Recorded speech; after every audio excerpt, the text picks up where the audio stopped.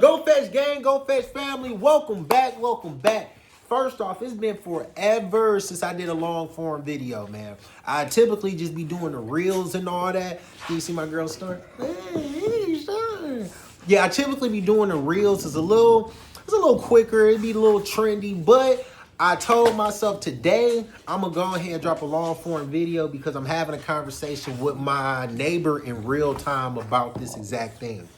So today I want to talk to y'all about registered and unregistered dogs. So let's start off with there's a difference.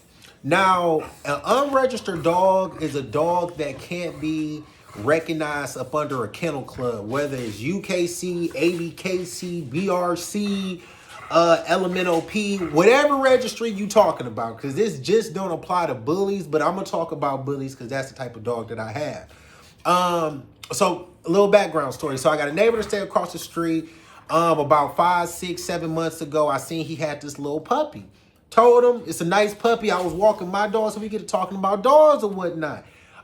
He was saying, man, when she's of age, I'm ready to breed her. La la la. So he don't know. He don't know the ins and out of it, and that's cool because that's what I'm here for. I'm actually kind of giving him game on it. So he hit me up yesterday, said, yo, she bleeding. So the first thing I told him, I said, bro, she's still too young. This is her first heat. Now, the more ethical breeders breed like on their second and third heat. I typically do third heat. Sometimes I do second heat. It all depends on how mature the dog is at the time. You know what I'm saying? But my following question to him after I told him, like, look, I don't recommend you breeding this dog. I'm not going to breed this dog with you. You know what I'm saying? But if you do decide to do it, I recommend you hold off this go round. But then I asked him, I said, well, is this dog registered? And he was like, I've been trying to get her DNA and health testing done, or health certificate, blase split. And I had to tell him, I said, bro, that's not your dog being registered. That's just you knowing her health certifications for this particular dog. But if this dog is not registered up under a particular kennel or a kennel that one of my dogs is registered up under, I can't do this breeding. So he was a little taken back off of that. You know what I'm saying? But then I had to tell him, I said, bro, that's the difference from selling a $200 dog and a $2,000 dog. You know what I'm saying? Because with this unregistered dog, we don't know nothing about this dog. The only thing you know about this dog is whatever the owner, the breeder told you about this dog. You don't know nothing else. This dog can have Labrador in it. This dog can have Chihuahua in it. You don't know. So that's the whole purpose about having registration and stuff like that and things of that nature. You did what I'm saying? I think there may be a way to register an unregistered dog, but that's kind of like you working ass backwards. You know what I'm saying? Because even if you do have this puppy and you do end up finding or getting papers on this dog, there's going to be a big blank. You know what I'm saying? On both sides of this dog's pedigree, because nobody knows. Nobody knows who's the mom and dad of this dog. Nobody knows who's the grandparents of these dogs. Nobody knows. Matter of fact, give me a sec. I'm about to go grab something. So I'm about to use this and I'm gonna cover this. I'm gonna cover some information. Let me make sure you know what I mean. So this is from USBR. This was one of the first registries I had hopped into. I no longer go with this registry. That's why I'm showing it to y'all right now. But pretty much, this is what a registered dog look like. You know what I'm saying? So this is the mom of Storm, the dog that I just showed you. This is the mom of Storm. This is the dad of Storm. This is the parents that created Storm, mom and dad. This is the parents that you know what I'm saying? So it's the whole lineage. You get to know the grandparents, the great-grandparents, everything. I can tell you Storm is an American bully. No questions asked, and I got the papers to show it. That's what it means to have papers. You know what I'm saying? So my recommendation to him, I told him, I said, look, bro, you a grown man. I can't tell you what to do. I can't tell you what to do. But I can tell you what I did because I started in the same position as you. So I've been doing this for about like 7 years. I've been breeding for like 7 years, but I didn't own a bull breed type of dog for about like 9, 10 years, right? So I'm gonna tell you this quick story. This one dude hold the hell out of me, and I really wanted to crash out back then. I was a little crazier, but I kept my composure. I had to receive the message the right way. So it was a dog shot clinic. I think you could get all the dog shots, like 3, 4 shots done with this dog for like $25 each dog. I'm like, oh, bet. I'm gonna take my dogs up here, pay 25, get the rabies, the bordetella, all the extra shots, right? So as we up there, there's a couple of hundred other people up there with dogs as well.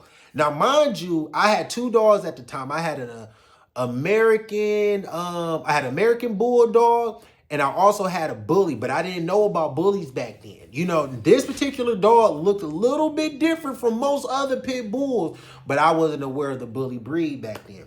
So anyway, about like 20 yards to the right of me, it was a guy that had this XL bully. And when I tell you, me and my chick at the time, we looking like, what the hell kind of dog is this? You know, like I could tell this is a bully for sure, but I'm confused because people was telling me I got a bully, but my bully not looking like this type of bully. You know what I'm saying? And at the time, the bully that I quote unquote had that was not paper, he looked like a pocket bully. This was like an XL. So I walked up to the dude and I asked him, I said, bro, I said, what the hell kind of dog is this?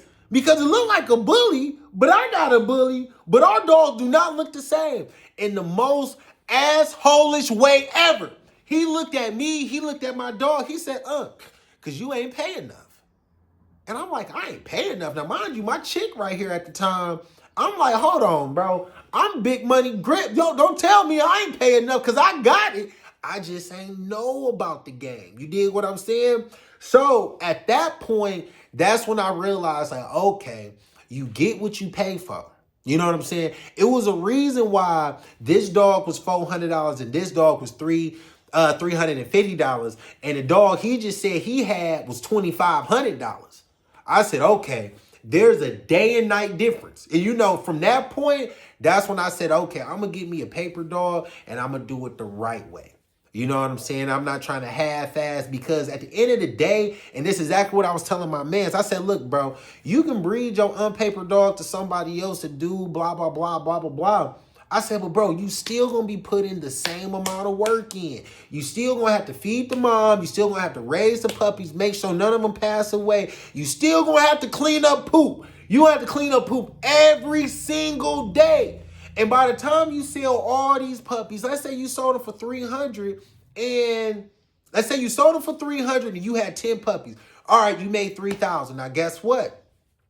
That's cool if you can get them all off within a week or two. You know, I think making $3,000 within 2 weeks is a pretty good investment. But at the same time, I was telling him, I said, bro, but if you do it the right way and you're still going to be doing the same amount of work, you can sell one puppy for $3,000. You know what I'm saying? If it's of quality, of course, you know, so it's all about perspective and all that good stuff. Like I said, I just wanted to kind of tell y'all the difference between registered and unregistered dogs. And honestly, most unregistered dogs are the dogs that end up in the pound. You know what I'm saying? So the same thing that my man's trying to do across the street, he might say, Rod, forget what you talking about, man. I'm about to breed this dog, man. You know, you tripping, la, la, la. But those dogs tend to end up in the pound because nobody has value in those types of dogs. You know what I'm saying? Because as soon as this $300 dog chew up your $500 pairs of shoes, you're ready to get rid of the damn dog. Because the dog just messed up something that costs way more than them. You know? Now, everybody don't look at it like that, and everybody might not jump to that extreme, but I know some cats that have just say, you know what, I'm done with this. I'm about to open up the door, let the dog run out. And it's just like, bro, that's crazy. But I've never seen nobody pay $2,500, $3,000, $4,000, $5,000. Just say, you know what, you chewed up my $300 belt. I'm about to just open up the door, let you run away. Nah, those people tend to keep those damn dogs. You dig what I'm saying? So just wanted to drop a little video to y'all, man. I really miss kind of talking to y'all. I ain't gonna lie. I hope y'all been enjoying the reels. And any recommendations, man, holla at me in the comments below. Make sure y'all like, subscribe, and hit that notification bell, baby. Peace. What up, y'all? I'm back. Look, right before I was about to upload the video, I thought of something else, so you know I had to tell y'all about it. So there is nothing wrong with unregistered dogs at all. In the story I was just telling y'all, my first 2 dogs that I bought, man, when I tell you I still love those dogs to this day because these was some great dogs. No, I mean, I have no complaints. I have no complaints. They brought me so much joy to the point where I decided to start a business off of my unregistered dog. So I don't want nobody to feel no type of way if they have an unregistered dog or that their dog is less than. Now, they might not have the same monetary value, but sentimental value, family value. Girl, you better not hop on my couch. You already know. Monetary value, it might be different, but the sentimental value is still there. They're still a living thing. So I don't want nobody to see this video and be like, what you mean? So the only dog I got to buy is a registered dog? No, I have a lot of clients that prefer not to breed a dog. So if you don't want to breed a dog, get you an unregistered dog. I don't suggest it. You know, I suggest you getting a dog that is registerable. You know, so just in case in the future, let's say, all right, prime example, right? I have people that purchase dogs for pet home purposes only. And I think I'm going to make a video about the pet home because it kind of tie in hand in hand with this. But I often tell them, I said, look, get this dog as a pet home. I know you have no intentions on breeding, but this dog is going to turn out so fire. So fire. I kid you not. Half the people tell me this. Rod, can I purchase the papers, man? Because I got 10 people telling me I want to breed with your dog, whether they got a boy dog or girl dog. You know what I'm saying? So just having that option. I always like options. You know what I'm saying? Because you never know. You never know. You might get a dog from me that you personally thought was just going to be a nice dog, but it might turn out to be a phenomenal dog. And now a phenomenal dog can actually pay some bills around the crib. Now it's 2025. Happy New Year's, everybody. It's 2025, and I'm pretty sure ain't nobody gonna complain about having a couple extra bucks roll in. You know what I'm saying? So not only are you buying a family member, this could also be a potential investment, you know? And last but not least, the last thing I would want, because this has happened, I didn't talk to several people. The last thing I would want is for you to look at a dog, look at one of my dogs, buy another dog significantly cheaper and thinking that dog is going to look like my dog, because that's not the case. It's different bloodlines. There's different work that has been put into these dogs. So, you know, just sprinkle a little something on top, man. I didn't even mean to be talking for another 3 minutes. I just wanted to let y'all know there is nothing wrong with an unregistered dog if you don't want to breed this dog. If this is going to be a dog, your man's, your companion dog, or your girl's, you feel me? Get you an unregistered dog. I don't recommend it, but it ain't nothing wrong with it, because I will be lying to say that I ain't never had an unregistered dog. All right, I'm about to close out again. Till next time, gang. Peace.